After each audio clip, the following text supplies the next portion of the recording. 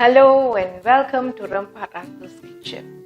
Today I'm making a tinned fish curry, a tinned sardine curry. This is my mother's recipe and it was and still is a family favorite. I've listed the ingredients in the description box below. Come, let's see what ingredients we need to make this delicious tinned sardine curry.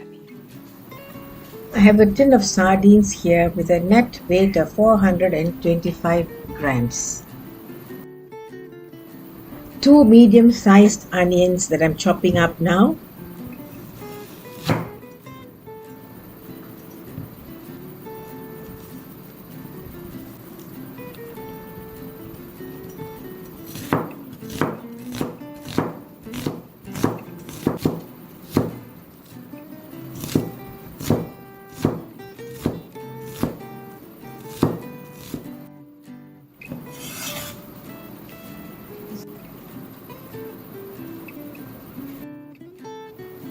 Next come 5 cloves of garlic that I'm cutting into small bits.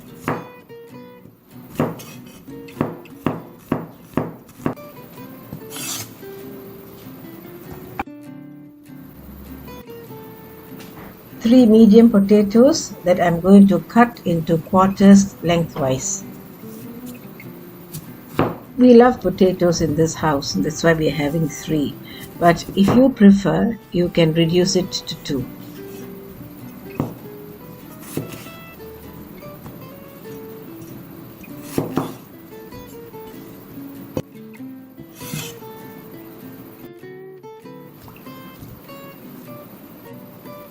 One longish purple brinjal.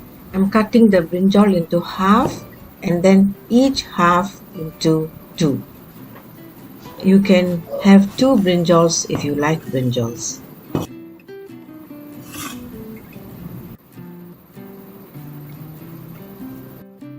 Three stalks of curry leaves. The masalas come next. 3 tablespoons chili powder, 4 tablespoons fish curry powder,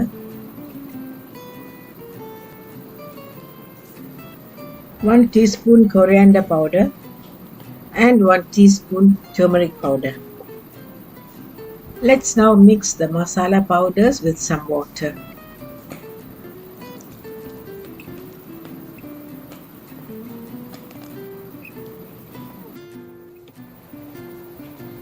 I'm cooking the sardine curry in a clay pot. I have 2 tablespoons of cooking oil heating in the clay pot. The flame is at a medium.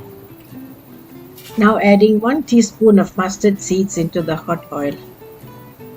Let's now wait for the mustard seeds to crackle, which they are doing now. The mustard seeds have stopped crackling, so that's the cue for the garlic to go in. Let's saute the garlic for 30 seconds. 30 seconds and the onions go in, followed by the curry leaves. Let's now stir the ingredients. The fenugreek seeds, a must in fish curry, go in now, and the fennel seeds. Both the flavors of fenugreek and fennel seeds enhance the taste of the curry, so make sure you don't leave either of them out. Let's fry the onions for about 3 minutes. The onions have been frying for 3 minutes on a moderate flame. Let's now add the masala powders. I mixed the masala powders with water to prevent them from burning in the heat of the clay pot. Now let's fry the masala paste on a low flame until the raw smell of the paste disappears. This should take about 5 minutes.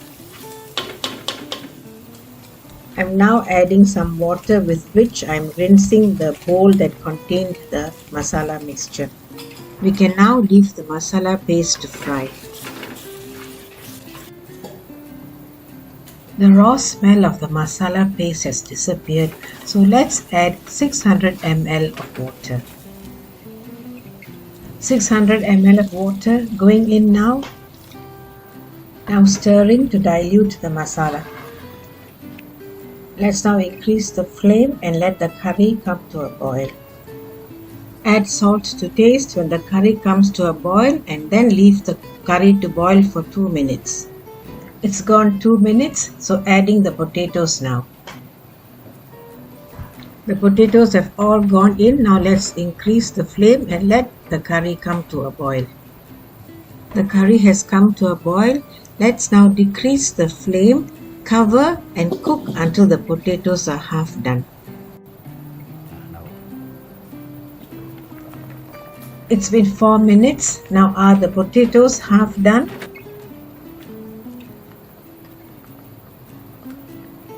It looks like they are, so I'm now adding the brinjals into the curry.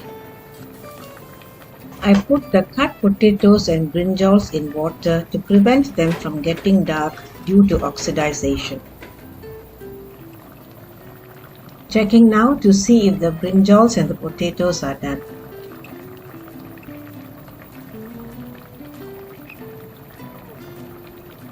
Yes, they are, so we'll add the tin of sardines now.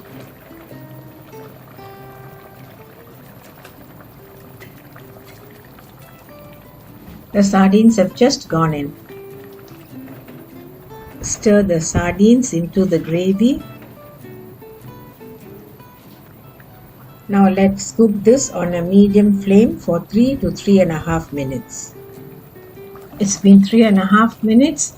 Now add 100 ml of coconut milk.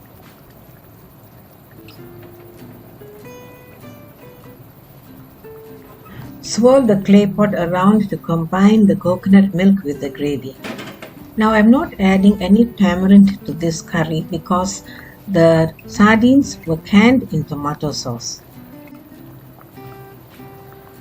Checking for salt. All good. The coconut milk has come to a boil, so let's turn off the stove, cover the sardine curry and let it rest for 15 minutes.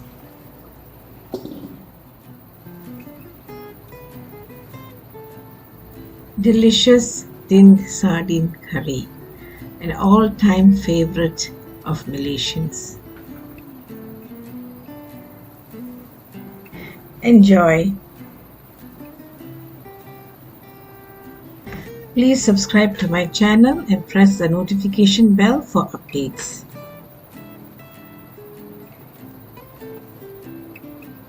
Until I see you again with another recipe, selamat berpuasa, stay safe, bye!